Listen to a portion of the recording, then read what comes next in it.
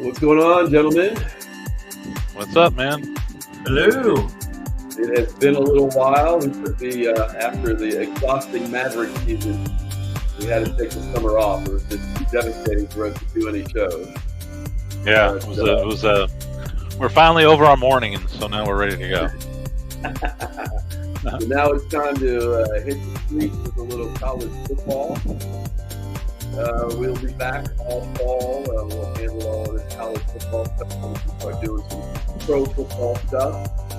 Maybe a little baseball playoffs, although our Rangers seem to have been a big one this year. Yeah, they ain't going to be in the playoffs this year. No, they're not going to be in the playoffs this year. But they had the big injury bug. Hopefully, we're looking for more next year. But how did you guys spend your summer, man? Anything fun? Anything fantastic? Yeah, went to family stuff in Nebraska. Went to Yellowstone, Grand Tetons. Oh, wow, cool. All good stuff. Yeah. Cool. What did you do, Sooner? I didn't do that much. I'm not gonna lie. Usually I go to Galveston during July, but my mom had back surgery, so we didn't do it that year. She's hopefully able to get back going to some OU games this year, but we'll see. Good. Well, we hope nothing but the best health-wise for her and everybody. So, I did a little vacationing myself. We went to South Carolina. We went to Vegas. We had a little bit of fun this summer. But now it's time to get serious because it's time to get serious. Ball's back. Once again, gentlemen. So last week we didn't have Dr. Kulik with us, so we had to fly doing 3 of the 4 big conferences. A little review. So we're going to give Professor Kulik a opportunity here to give us a little rundown on the Big Ten. What are you seeing in the Big Ten this year?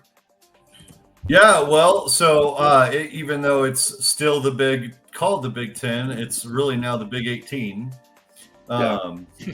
With the additions of, I should say, powerhouses, Oregon, Washington, USC, not so powerhouse UCLA. So, but always a possibility with them. They will make their Big Ten debuts after bolting from the Pac-12. Rest in peace.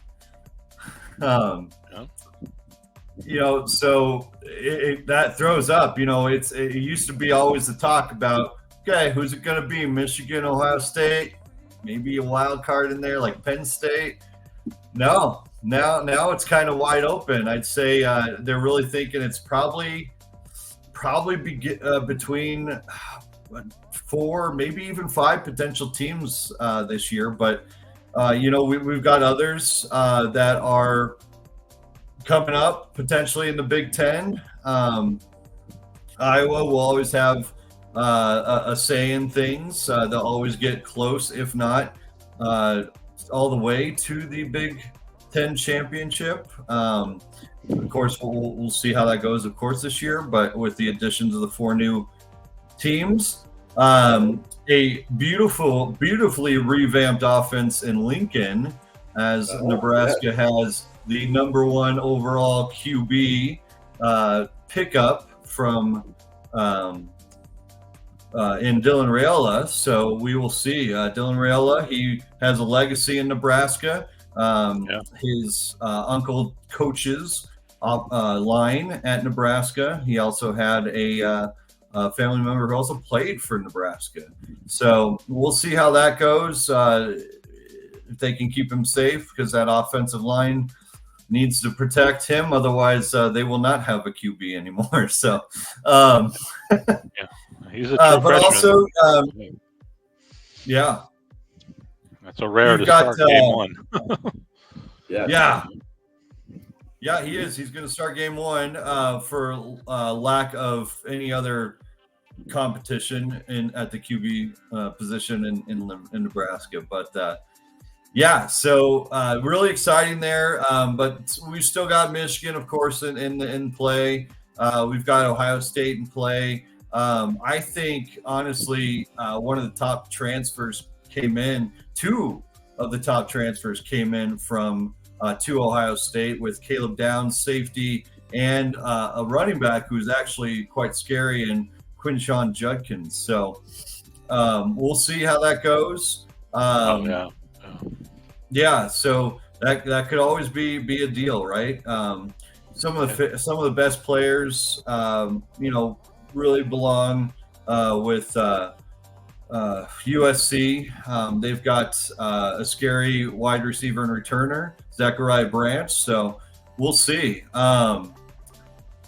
They lost, USC lost a lot of their top players to the draft, including one Caleb Williams, who will be playing in Chicago at Soldier Field this season.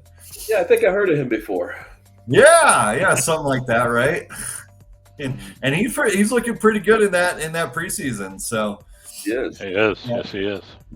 So I think some must-see games for the Big Ten is going to be not just in conference, but Texas versus Michigan, Michigan versus USC, Ohio State, Oregon, Ohio State, Penn State, Washington, Oregon, Michigan, Ohio State, of course, and I got to put this in there, Nebraska, Iowa, because what can that revamped defense do or offense do against? I consider Iowa being the best defense in the Big Ten. So that's a little bit of a bold statement for you. Well, we'll see. I mean, that we'll see how that goes, but yeah. Cool. So I think that the Big Ten will have a good showing with obviously the help of I mean 3 potential playoff teams coming in from the Pac-12. So yeah, easily. We'll get to the playoff picture in just a second. But I want to give Mr. Thrawn a chance to talk about some big games coming up. What do you see in this week, big game wise? Well, there's a huge one, and it starts early. We don't usually get them this early. 11 a.m. on Saturday. It's number 1 Georgia playing Clemson in the Aflac kickoff. I believe that's in Atlanta. 11 a.m. So we'll see if the last time they played, was 3 or 4 years. I think it was 21-22. Georgia won 7-3. So I could see it being a very close game.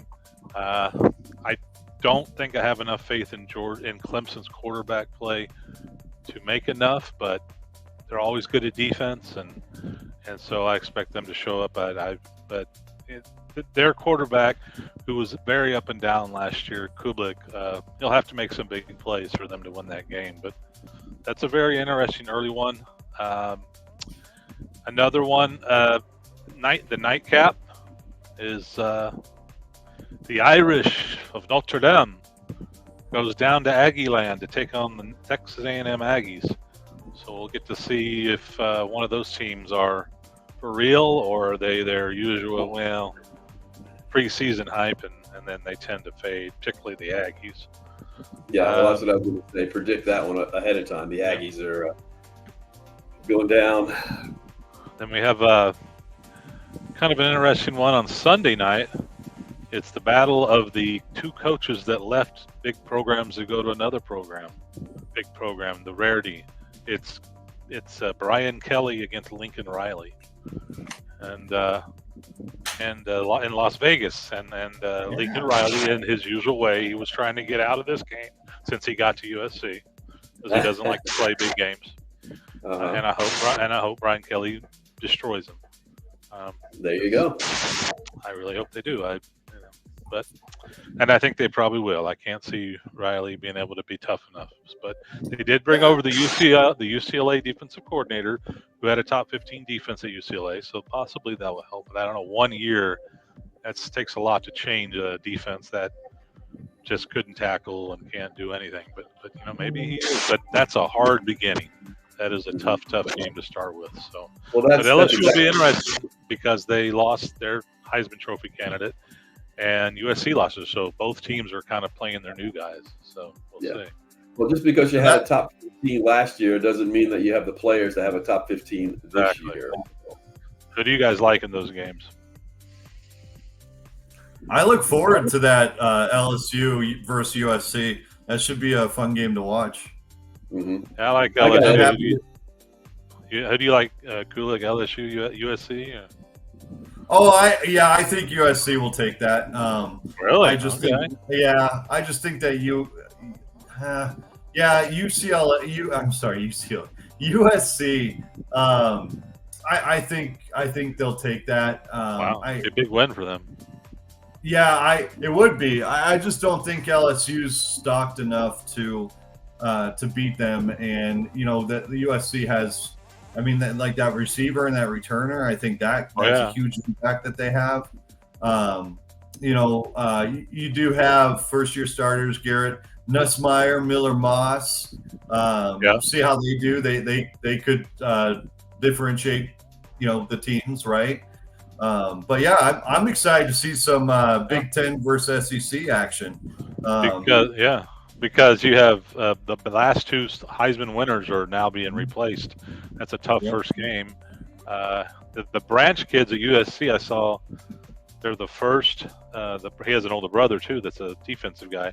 They're kind of the first two guys to start a bit part of the NIL for Nike program or something, like a new thing.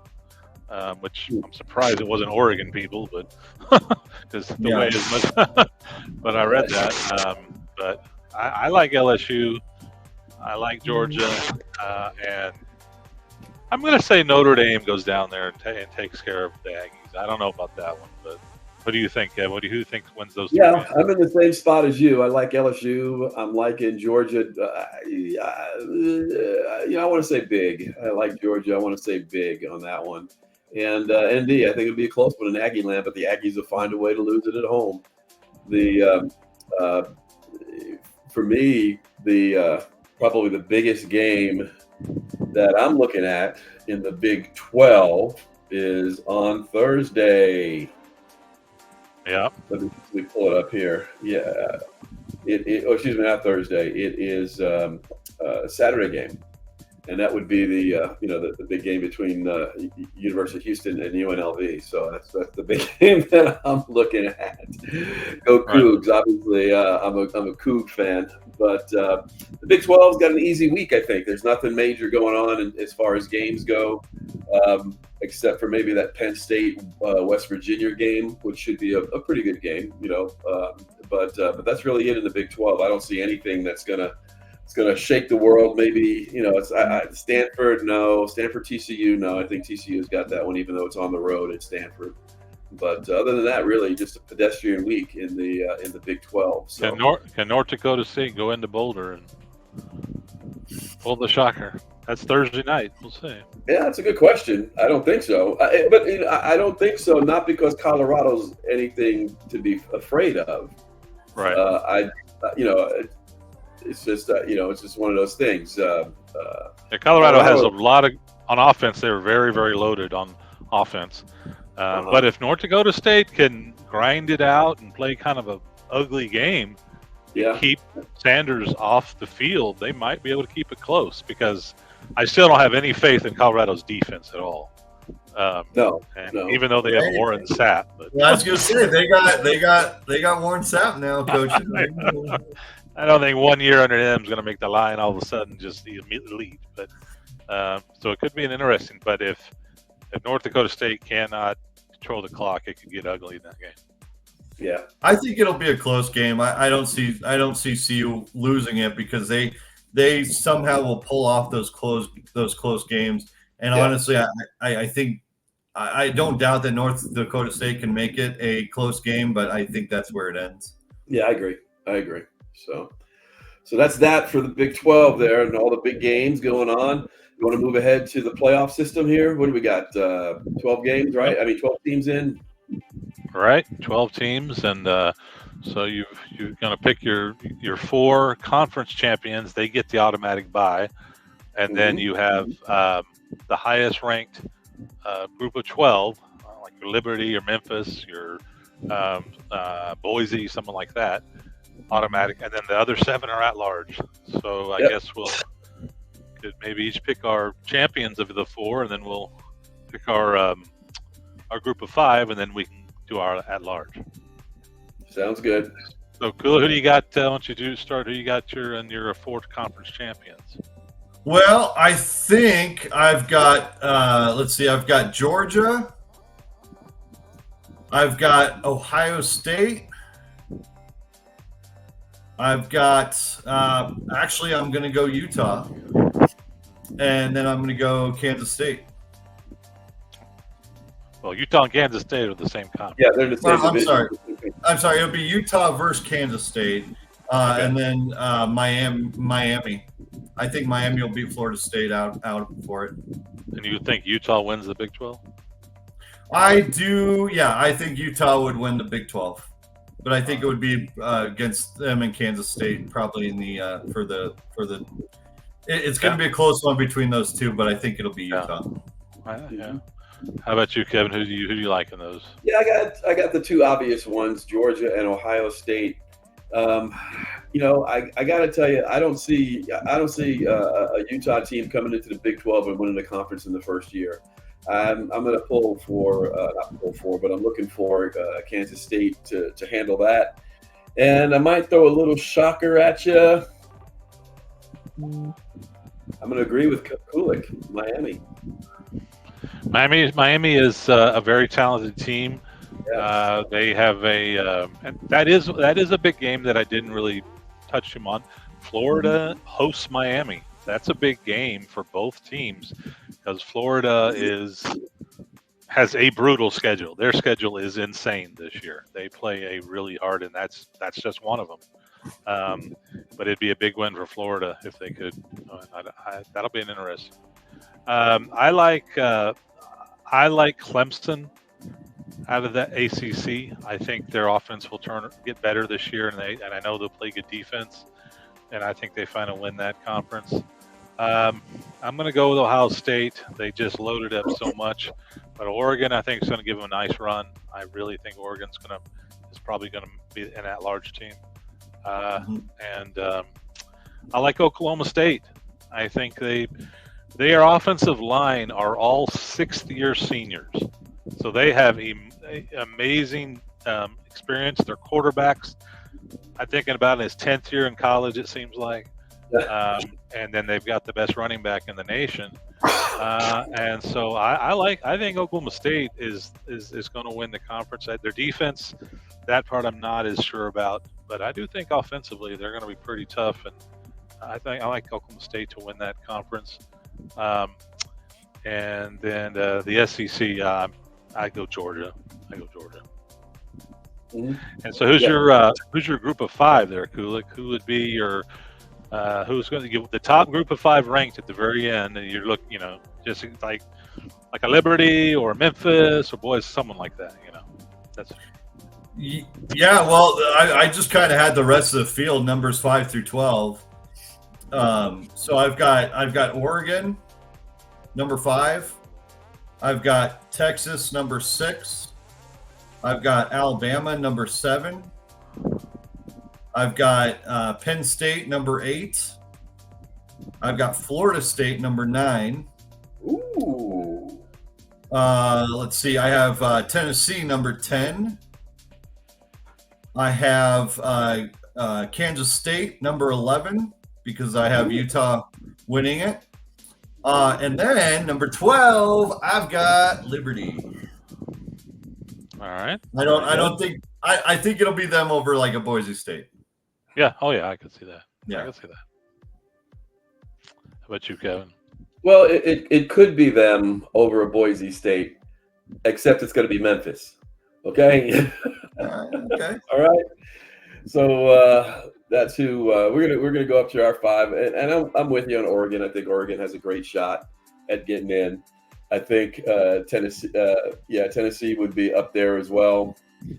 Of course, I'll have Alabama. I think Penn State. I think Michigan will be up there. I'm looking at Notre Dame, Florida State, and I did say Memphis, but maybe Utah. Well, excuse me. Let me back up. I think I said too many. Hold on. I don't know how many you said. You said quite a few. Yeah, I was gonna say. Let me go back down here. It's Oregon, Tennessee, Alabama, Penn State, Utah.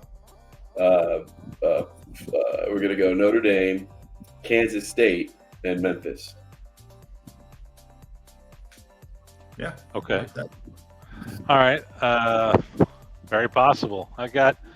We've already went through the top 4. I'm going to go with Liberty, like Kulik for the group of 5. Mm-hmm. The at-large, I have Miami, the other ACC, as well as Clemson. I don't have faith in Florida State now. I have Notre Dame. I do like Utah to be the other Big 12. So how many teams I got right now? Let's see. I've got 1, 2, 3, 4, 5, 6, 7, 8, 9, and then So did I say Oregon? Yeah. I've got So 1, 2, 3, 4, 5, 6, 7, 8. Okay, and then my other one, I have Oklahoma out of the SEC, and so we got 1, 2, 3, 4, 5, 6, 7, 8, 11. And this last one, I'll go Alabama. Gets in there out of the SEC. So the SEC gets, 4? And so that's and then Oklahoma and Alabama. Yep, that would be my 12. There you go. Well, awesome. Very cool. Some familiar faces. The I'm surprised we all have high hopes for Miami, but that's okay. That's kind of a little bit of a sleeper. Usually they're up or they're down, so maybe we're catching them in an up cycle. Yeah. Their schedule's very manageable this year. If they beat Florida, they'll probably win a lot of games straight before. I do think they do get Clemson and Florida State. But again, Florida State, they got to make a lot of. Their offense was just not, and they couldn't stop the run, and so I don't know what Florida State's going to be. Well, you're the one with the double duty of the ACC and the SEC conference, while Kulik has the Big 10 and I have the Big 12. So you would know. I don't know if I know, but I can. I just watched the game on Saturday, and that unfortunately DJU just has not really lived up to what everyone thought he was. It was in 2020 when he started those 2 games for Clemson. When Trevor Lawrence was hurt, he played really, really well. But I think that's the best games he's played in his college career with those few games. He's not gotten much better, to be honest. He was solid at Oregon State last year, but not great. He's going to have to play. He's going to have to play a lot better if he gets Florida State back in a hunt. Yeah. Well, there was a big game that we did not talk about that I did want to mention. It has already been played. I think you know what we're talking about here. Who's this Georgia Tech team? What the heck did they just do? Yeah, it's just kind of like I was mentioning that.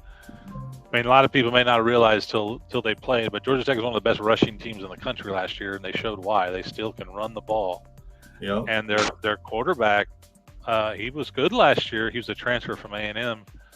He threw 2 passes in 3 years there, but he was a good player last year, but he threw too many picks. But this game, he stayed away from that.